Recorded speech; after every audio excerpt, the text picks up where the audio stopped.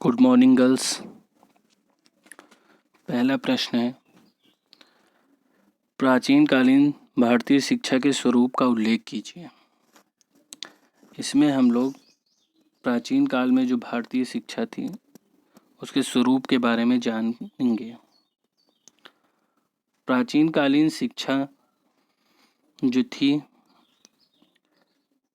जिसके द्वारा मानव का शारीरिक, मानसिक, बौद्धिक तथा आध्यात्मिक विकास हो सके, इस तरह की शिक्षा दी जाती थी। इस काल में न केवल शिक्षा अपितु जीवन के सभी क्षेत्र, चाहे राजनीतिक क्षेत्र हो, सामाजिक क्षेत्र हो तथा आर्थिक क्षेत्र हो, आदि सभी क्षेत्रों को सम्मिलित किया जाता था। धर्म से प्रभावित था, इसीलिए प्राचीन भारतीय शिक्षा में धार्मिक भावनाओं से ओतप्रोत थी। अब हम लोग उसके कुछ मुख्य बिंदु हैं जिनके बारे में हम जानेंगे। पहला बिंदु है, प्राचीन काल में शिक्षा प्रधान थी,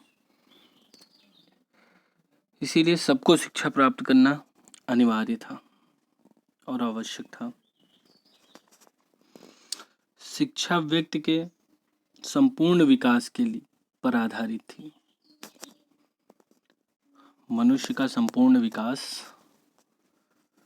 आवश्यक था और ऐसी शिक्षा दी जाती थी जिससे उसका पूरा संपूर्ण विकास, व्यक्तित्व का संपूर्ण विकास हो सके। शिक्षा की प्राप्ति के लिए इंद्रियों का संयम करना होता था। शिक्षा प्राप्ति के लिए इंद्रियों पर संयम प्राप्त करना पड़ता था और ब्रह्मचर्य का पूरा का पालन करना पड़ता था। शिक्षा मनन और स्मरण के बहुत अधिक महत्व था। मनन, चिंतन, स्मरण, इन सब चीज़ों का बहुत महत्व था शिक्षा प्राप्त करने के लिए। प्रत्येक वर्ग, प्रत्येक वर्ण के बालक का एक निर्धारित समय था शिक्षा प्राप्ति के लिए।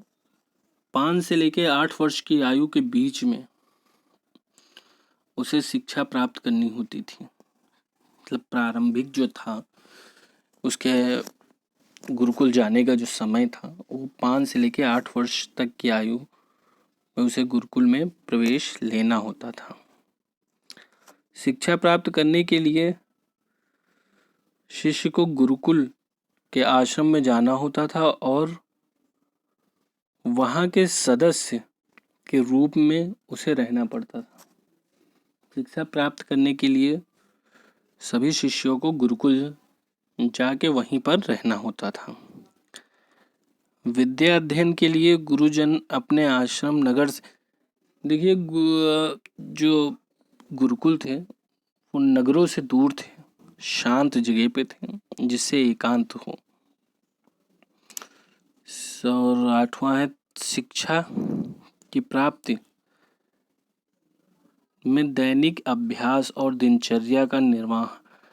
जो गुरुकुल के सारे कार्य, दैनिक कार्य, जो भी टास्क देते थे गुरु, उस शिष्य को सभी पूरे करने होते थे। विद्यार्थियों में अच्छी आदतों का निर्माण तभी हो सकता है जब उनको अच्छा वातावरण मिले। अच्छी आदतों के लिए अच्छा वातावरण बहुत आवश्यक है।